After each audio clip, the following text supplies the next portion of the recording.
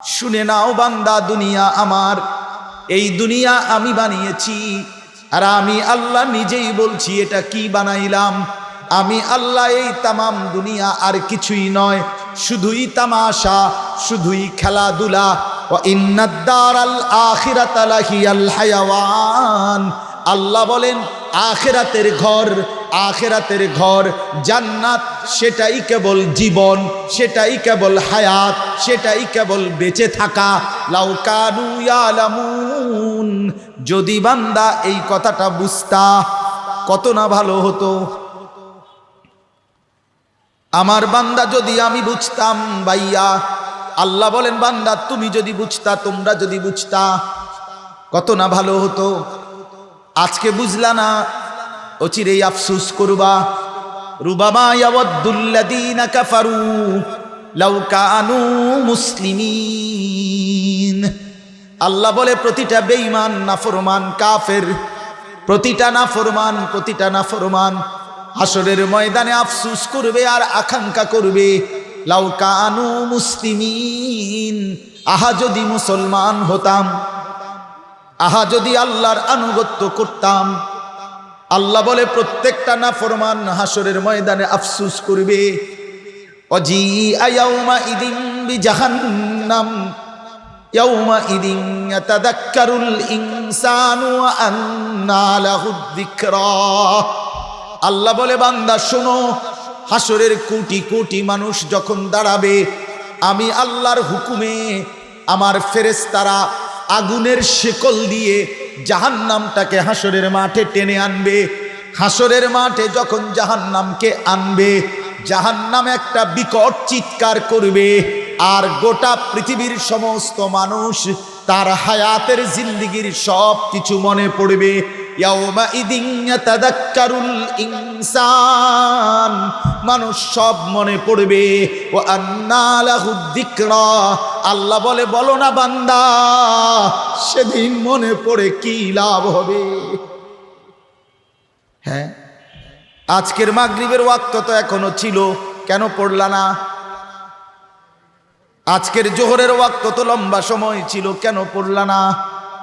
যুবক ভাই বলো না, আল্লাহকে নারাজ করে বেশি কি কামাই করলা বন্ধু? সারাদিন মোবাইল টিপছো, কতক্ষণ মোবাইল টিপলে তৃপ্ত হয়? কত নারীর ছবি দেখলে তৃপ্ত হয়?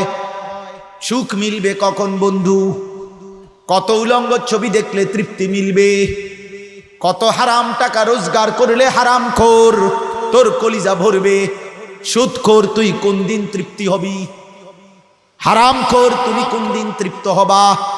বেহায়া নারী, বেপর্দা নারী, আর কত পুরুষকে দেখাইলে তোমার যৌবন শেষ হবে? হ্যাঁ বলেন, অসভ্য নারীকে বলেন, বেহায়া নারীকে বলেন, নির্লজ্জ নারীকে বলেন, যার কত পুরুষ দেখলে, আর কত ছেলে দেখলে তোমার রূপ আর যৌবনের নেশা শেষ হবে? বলেন ওই বেহায়া কোন দিন থামবেন? বলেন বাপ, থামবেন কখন? আজও কি সময় হয়নি? আজও সময় হয়নি? আর কখন? আর কখন? ওয়ালামু আন্নামাল হায়াতুদ দুনিয়া লাইবুন ওয়া লাহবুন ওয়া যিনাহ ওয়া তাফাখুরুম বাইনাকুম ওয়া তাকাসুরুন ফিল আমওয়ালি ওয়াল আওলাদ। আল্লাহ বলে শোনো বান্দা, দুনিয়ার জীবন কি? 1 নম্বরে লাইব, খেলাধুলা; 2 নম্বরে লাহবুন, খেলতামাশা; 3 নম্বরে জিনাতুন, সাজগোজ আর সৌন্দর্য, প্রতিযোগিতা; 4 নম্বরে তাফাখুরুম বাইনাকুম, পরস্পরের মাঝে সম্পদ, ক্ষমতা ইত্যাদি নিয়ে কিছুক্ষণের বড়াই, অহংকার; ওয়া তাকাসুরুন ফিল আমওয়ালি ওয়াল আওলাদ, আর সম্পদ হলো কতগুলো, সন্তানাদি বংশ বিস্তার হলো কতটুকু, এগুলোর গুণা, এগুলোর হিসাব। এই তো দুনিয়ার জীবন। এটুকু দিয়েই যদি শেষ করে ফেলো, এটা তো হলো ওই ব্যক্তির মতো যে ব্যক্তি ধান লাগাইছিল খেতে, এর কয়দিন পরে সবুজ গাছ হলো, কয়দিন পরে হলুদ হয়ে গেল, কয়দিন পরে পাইকা গেল, কয়দিন পরে কাইটা ঘরে নিয়ে আসলো, এরপরে ধান আলাদা করে গাছগুলো ফেলে দিল, রৌদ্র শুকাইয়া এখন ঘাস এগুলো গাছগুলো খড়কুটার মতো উঠতে লাগলো। আল্লাহ বলেন এই কৃষকের ক্ষেতের জমির ফসল, এটা যেমন সামান্য সময়, তোমার দুনিয়ার এই রং তামাশা এটা তো সামান্য সময়। কামাসালি গাইসিন আজাবাল কুফারা নাবাতুহু সুম্মা ইয়াহিজু ফাতারাহু মুসফাররান সুম্মা ইয়াকুনু হুতামা। আল্লাহ বলেন এরপরে কি শুনো, ওয়াফিল আখিরাতি আযাবুন শাদীদ, আখিরাতে অপেক্ষা করছে আযাবুন শাদীদ, বড় কঠিন আযাব। আমার কথাটা শেষ, আর এর 5টা মিনিট, এরপরে ইনশাআল্লাহ নামাজের বিরতি। আমার এতগুলো কথার মূল একটা উদ্দেশ্য একটাই, আপনি আমি যদি এটা বুঝি, আমিও আপনিও, যে কথার থেকে আমি শুরু করছি, যে হায়াতের কদর করা, জিন্দিগির কদর করা, আমার জীবনের মূল্যায়ন করা, এটা যদি আমি বুঝি, তাহলে এই কদর করার, হায়াতটাকে দামি বানানোর, জীবনটাকে দামি বানানোর, আখিরাতের উপযোগী বানানোর, আমাদের সবার সামনে এই মুহূর্তে আল্লাহ যদি দয়া করে হায়াত দেয়, তাইলে সবচাইতে একটা সুবর্ণ মোক্ষম সিজন, মৌসুম, সুযোগ মাহে রমজান। বলেন আলহামদুলিল্লাহ। এতগুলো কথার দ্বারা যদি এই কথাটা উপলব্ধি হয় যে আসলে খামখেয়ালি করা উচিত না, আসলে এই খেলতামাশা করতে করতেই হায়াতটা শেষ করে দিলাম, এবার একটু ফেরা দরকার, এবার একটু বদলানো দরকার, তাহলে সেই বদলানোর জন্য সর্বশ্রেষ্ঠ একটা টাইম, মৌসুম মাহে রমজান। বলেন আলহামদুলিল্লাহ। 11 মাসে 11 বছরে আপনি যে দূর আগাইতে পারলেন না, আল্লাহ দয়া করলে একটা মাস 30টা দিন গুনে গুনে, অথবা 29 দিন, 31 দিন লাগবে না, 31 দিনে যাবে না। আল্লাহ কোরআনে বলছে আইয়ামাম মা'দুদাত, বান্দা গুনা গুনা দিন, গুনাগুন একবারে তুমি গুইনা গুইনা 30-এর বেশি যদি লাগে আমারে কইবা, 30-এর বেশি আমি যাব না, আমি 30-এই থাকমু, আর নাই তো একদিন দয়া করে কমায়া দেবো 29। এই 29 বা 30 দিনে বান্দা আমি রব্বুল আলামিন জান্নাতের উপযোগী তাকওয়া, জান্নাতের উপযোগী তোমার সামান পাথেও যা লাগবে 1 মাসেই দিয়ে দেব, যদি তুমি আমার একটা মাস কথাটা কদর করো। সুবহান, একটা মাস শুধু শোনো, একটা মাস দিল লাগাইয়া মনোযোগ দিয়ে, ইয়া আইয়ুহাল্লাযীনা আমানু, হে ঈমানদারগণ, হে মুমিনগণ, আল্লাহ বলেন আমি তোমাদের সবাইকে ডাকলাম, তোমাদের প্রত্যেকের দুর্বল মুমিন হোক, আমি তোমাদেরকে নিলাম, আমি গ্রহণ করলাম বান্দা, ফেলে দিলাম না কাউকে, যেই কালেমায় বিশ্বাসী আমি তোমাদেরকে নিলাম। তোমরা আমার দুর্বল, তোমরা আমার অক্ষম বান্দা, তোমরা আমার মুমিন, তোমাদের ঈমানের কালেমা কলিজা থেকে তো পড়ছো, আমি নিছি। শোনো এবার বান্দা, আমি তোমাদেরকে জান্নাত দিতে চাই। জান্নাত দেওয়ার জন্য তোমার ঈমানের সাথে আরেকটা জিনিস লাগবে, সেটার নাম হলো তাকওয়া। সেটার নাম কি? তাকওয়া। তাকওয়া মানে 2 জিনিস, গুনাহ বর্জন, আল্লাহর আদেশ পালন, সমস্ত নিষেধ বর্জন, সমস্ত আদেশ পালন, তারকুল মুনকারাত, ফি'লুল খায়রাত, আন ইউতাআ ফালা ইউসা, আন ইউশকারা ফালা ইউকফার, আন ইউযকারা ফালা ইউনসা। এটা হলো তাকওয়া। আল্লাহ বলেন আমি এটা তোমাকে দেব, তোমার ঈমানের সাথে তাকওয়া দেব, 2টা মিলবে, তোমার ঠিকানা সরাসরি জান্নাত। এজন্য আল্লাহ বলেন এটা দেওয়ার জন্য কুতিবা আলাইকুমুস সিয়াম, তোমার উপরে রোজা ফরজ করা হলো, কামা কুতিবা আলাল্লাযীনা মিন ক্বাবলিকুম, ঘাবড়াইও না, হঠাৎ করে তোমারে অভুক্ত উপাস ফেলে দিচ্ছি না, পেছনের ওয়ালা ইমানদার উম্মত সর্বযুগেই আমি তাদেরকেও দিয়েছিলাম, বিনিময়ে একটা মাস এই রমজান রোজা তুমি পালন করো। শুধু রোজার অর্থের মধ্যে 3টি জিনিস, খানা, পান করা, স্ত্রী মিলন, বিরত থাকা, এতটুকুই মৌলিকত্ব। আর রাসূলুল্লাহ সাল্লাল্লাহু আলাইহি সাল্লামের হাদিস, কোরআনের অন্যান্য বক্তব্য দ্বারা উদ্দেশ্য হলো তুমি একটা মাস আমি আল্লাহর দিকে চেয়ে নিজের ভালোর জন্য জান্নাতের আশায় সমস্ত গুনাহ থেকে নিজেকে বাঁচাও। চুরি, ডাকাতি, জিনা, ব্যভিচার, মদ, জুয়া, সুদ, ঘুষ, হারাম, নাচ গান, মা বোনদের বেপরদিগি, বেহায়াপনা, এই সমস্ত নাফরমানি থেকে একটা মাস বান্দা কারণ গুনাহ একটা মাস বিরত থাকো। আমার ইবাদতে ডুবে যাও, লেগে যাও। 5 ওয়াক্ত নামাজ জামাতের সাথে পড়ো, 20 রাকাত তারাবি রাত্রিবেলা প্রতিদিন নিয়মিত পড়ো, সাহরির ওয়াক্তে কিছু তাহাজ্জুদ পড়ো, দোয়া করো, ইফতারির আগে দোয়া করো, সারাদিন কোরআন তিলাওয়াত করো, তাসবিহ জিকির আজকার এবং নেক এক জিন্দেগি গঠন করার জন্য নিজেকে 30টা দিন জমিয়ে ফেলো, নিজেকে একাকী করে ফেলো। শুধুই আখেরাত, শুধুই আখেরাত, শুধুই আখেরাত, শুধুই আখেরাত, এই ফিকিরে লাগো। আল্লাহ ওয়াদা দিচ্ছে, বান্দা 1 মাসের ব্যবধানে, 1টি মাস 30টা দিনের ব্যবধানে লাআল্লাকুম তাত্তাকুন, আমি তোমাকে মুত্তাকি বানিয়ে দেব, জান্নাতে পৌঁছায়। তুমি কদর করো বান্দা। আল্লাহ বলছেন আমি তোমাকে সুযোগ দিলাম, 1টা মাসের সুযোগ। আমি বুজুর্গদের মুখে শুনছি এই কথাটা, খেয়াল করেন। আমি আল্লাহ ওয়ালাদের মুখে শুনছি যে ঈমান হলো পাসপোর্ট, তাকওয়া এটা হলো ভিসা, এটা ভিসা। তো আল্লাহ বলেন, হে ঈমানদারগণ, মানে হে পাসপোর্টওয়ালাগণ, পাসপোর্ট রেডি? তো সবাই আমরা বললাম জি রেডি মাওলা, আমরা আপনাকেও মানি, আপনার রসুলকেও মানি। আল্লাহ বলে ঠিক আছে, পাসপোর্ট দাও, পাসপোর্ট দাও। তো দিলাম ঈমানের পাসপোর্ট। আল্লাহ এবার বললেন, পাসপোর্ট আমি নিলাম, 30 দিনের একটা মেয়াদ দিলাম, 30 দিনে ভিসা লাগবে। সোজা কথা, 31 দিন নেবে না বান্দা, আশা করি 30 দিন অথবা পারলে 29 দিনে দিলাম ভিসা, মাগার 31-এ নিতাম না। 30 দিনে ভিসা লাগবেই বান্দা। শুধু 30টা দিন আমার কথা মতো গুনাহবর্জন করো, আমার ইবাদতে লেগে যাও, আমার বন্দিগিতে লেগে যাও। এটা আমার সিজন, আমি জান্নাতের দেওয়ার সিজন, আমার মাফ করার সিজন। মনে রাখবেন, যে সিজনে যে বোঝে সে যথোপযুক্ত পণ্য উঠাইতে পারে, তাহলেই সে পাকা ব্যবসায়ী হয়। আল্লাহ তাআলা বলেন, বান্দা এটা আমার সিজন জান্নাত দেওয়ার, আমি 1টা মাসের এই মৌসুমটা দিলাম। নিষেধগুলো বর্জন করো, আদেশগুলো পালন করো, আমার ইবাদতে লেগে যাও। আল্লাহ বলে, বান্দা আমি জবান দিলাম, তুমি যদি নিষেধ বর্জন করো, আদেশ পালন করো, 1 মাসের মাথায় তোমার ঈমানের পাসপোর্টে আমি আল্লাহ তাকওয়ার ভিসা লাগায়া জান্নাতের বিমানে উঠায়।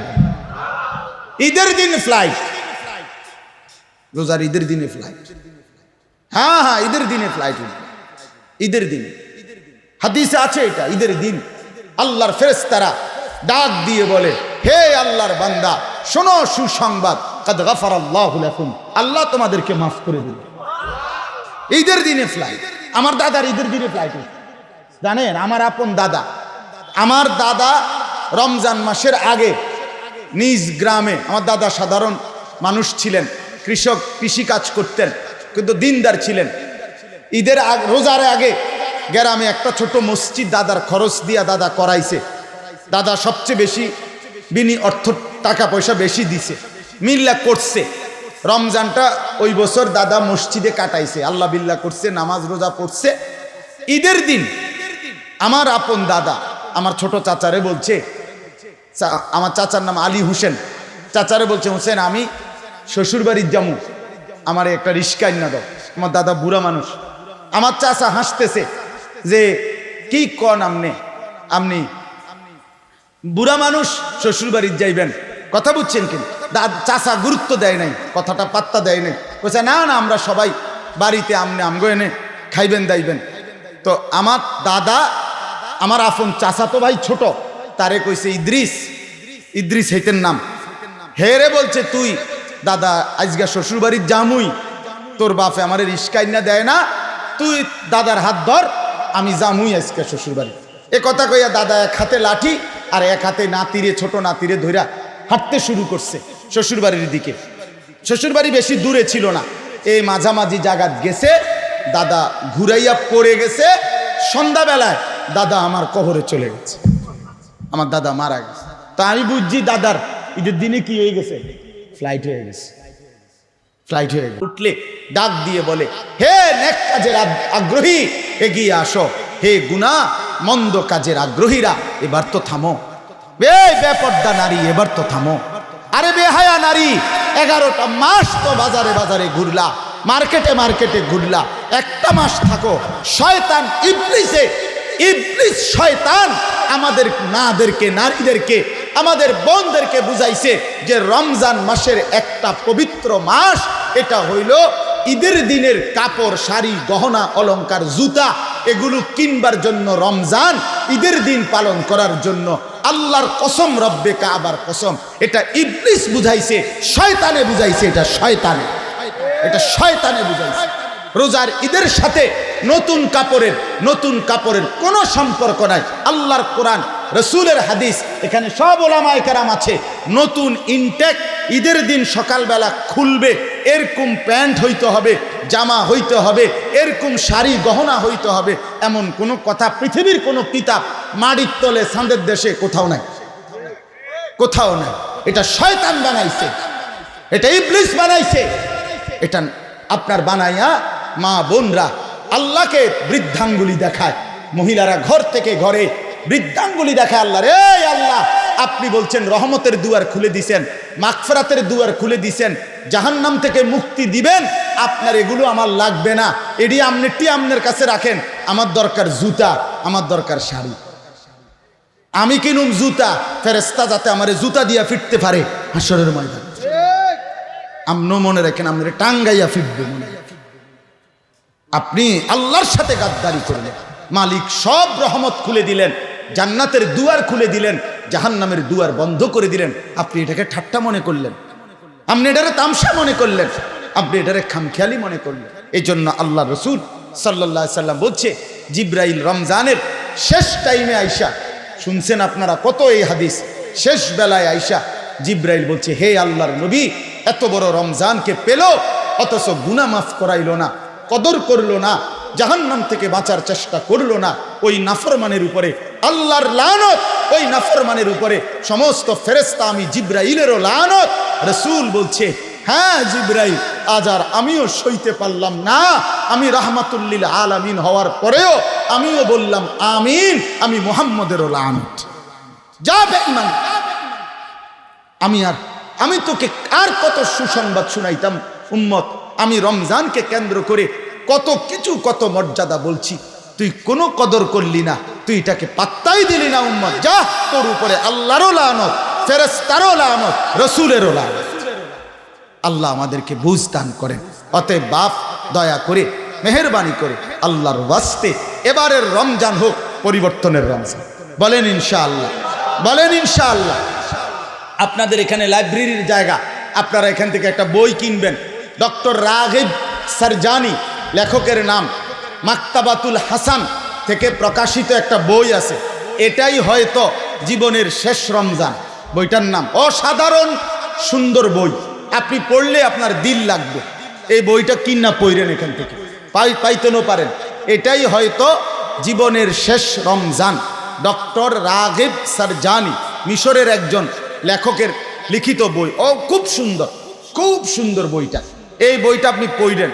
মাকতাবাতুল আজহার থেকে প্রকাশিত একটা বই আছে, রমজানে তাকওয়া অর্জনের উপায়, এরকম ছোট আরবীয় এক শায়েখের অনুবাদ করা বই। এই বইটাও অনেক সুন্দর, এই বইটাও আপনি পড়েন। আমি কোনো কোম্পানির এজেন্ট না, আমি আপনাদের ভালোর জন্য বলছি। তাফসিরে মাআরিফুল কোরআনে সূরা বাকারার 183 থেকে 187 এই 5টি আয়াতের সংক্ষিপ্ত তাফসির, কমপক্ষে তাফসিরে মাআরিফুল কোরআন অথবা তাফসিরে তাওজিহুল কোরআন থেকে আপনি একটু পড়েন, দেখবেন আপনার দিল খুলবে। রমজান সম্পর্কিত মাসাইলের কিতাবও কিনে কিছুটা পড়েন, আল্লাহ তাআলা বরকত দিবে। সর্বসাকুল্যে কথা হলো, রমজান যেন হয় আমাদের আখিরাতের পুঁজি সংগ্রহের। বলেন ইনশাআল্লাহ। সবাই চেষ্টা করবেন তো ইনশাআল্লাহ। মদের আড্ডা, জুয়ার আড্ডা, নারীর আড্ডা, মোবাইলের আড্ডা, এর থেকে ফিরেন। যারা বয়স্ক মুরব্বী আছেন, পুরাটা টাইম দ্বীনের কাজে লাগান। যাদের কোরআন শরীফ সহি শুদ্ধ নাই, আপনারা, আমার শেষ কথাটা, যাদের কোরআন শরীফ সহি শুদ্ধ না, আপনারা সহি শুদ্ধ করেন। দোয়া কালাম। আমার বাপ, চারদিকে এত অজস্র মাদ্রাসা থাকার পরে ডানে, আমি একটা কথা বলি, বাংলাদেশের সবচেয়ে বড় আলেমদের অন্যতম যেই মানুষরা, তার মধ্যে আমাদের বাংলাদেশের গর্ব হযরত মাওলানা আব্দুল মালিক সাহেব, মারকাজুদ দাওয়ার যিনি উনার বড় ভাই হযরত মাওলানা মুফতি আবুল হাসান আব্দুল্লাহ সাহেব সারা পৃথিবী বিখ্যাত আলেম, উনাদের আব্বা উনিও বড় আলেম মরহুম হযরত মাওলানা শামসুল হক রহমতুল্লাহ আলাইহি। উনার জীবনীতে আমি নিজে পড়ছি, উনি কুমিল্লা মনোহরগঞ্জ থেকে 17 মাইল দূরে নোয়াখালী আমানতপুর খেরিহর আবার আমানতপুরও গেছে, এরকম 17 মাইল এক টানা পায়ে হাইটা গিয়া মাদ্রাসায় পড়তেন, আবার 17 মাইল পায়ে হাইটা বাড়িতে ফিরছেন। 17 মাইল পায়ে হাইটা প্রতিদিন যারা এলেম শিখছে, এমন একটা যুগ ছিল। আজকে চারদিকে ডাইনে বামে শত শত মাদ্রাসা এখানে আপনাদের চারদিকে।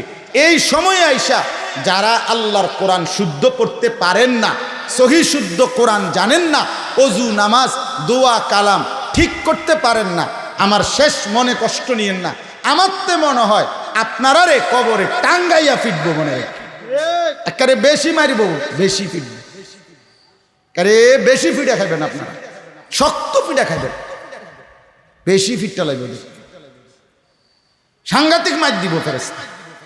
কবর তুই বেটা বড় ডাকাত, তোর ভিতরে কোনো অনুভূতি নেই, কারণ বিল্ডিংয়ে বিল্ডিংয়ে মাদ্রাসা, এরপরও আপনি কোরআন শিখতে পারলেন না।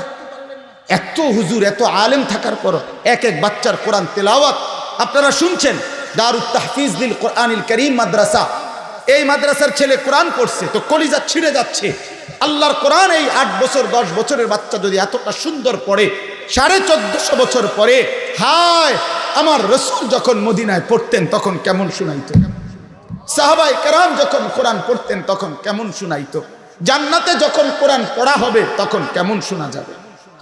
সেই কোরআন আপনি পড়তে পারলেন না, জীবনে কি পড়লেন, এই জবানে কি বললেন, আর মিয়া এই জিহ্বায় বললেনটা কি, আর এই জবানে কি কথা বললেন, যেই কথা দিয়া যেই জবান দিয়া আল্লাহর কালামই পড়তে পারেননি। এই জন্য আমি অনুরোধ করলাম, ওই জবানের কোনো দাম নাই যেই জবান মালিকের কোরআন পড়তে জানে না, সেই জবান যেন কথাই বলতে জানে না, কথাই বলতে জানে না। আমি তো বলি ওই চোখ, যেই চোখ আল্লাহর ঘরের কালো গিলাফ রসুলের রওজার সবুজ গম্বুজ দেখে নাই, সেই চোখ দেখলো কি, আরে দেখার মজা পাইলেন কি? ঠিক চোখের হক যেন আদায় হয় মালিকের ঘর দেখলে, চোখের দেখার হক আদায় হয় রসুলের রওজা দেখলে, ঠিক আল্লাহর জবান কোরআন পড়ার দ্বারা জবানের হক আদায়। আল্লাহ আমাদের প্রত্যেককে তৌফিক দেন, কবুল করেন।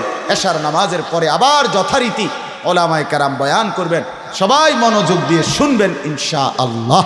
আল্লাহ তৌফিক দেন, কবুল করেন, আমিন।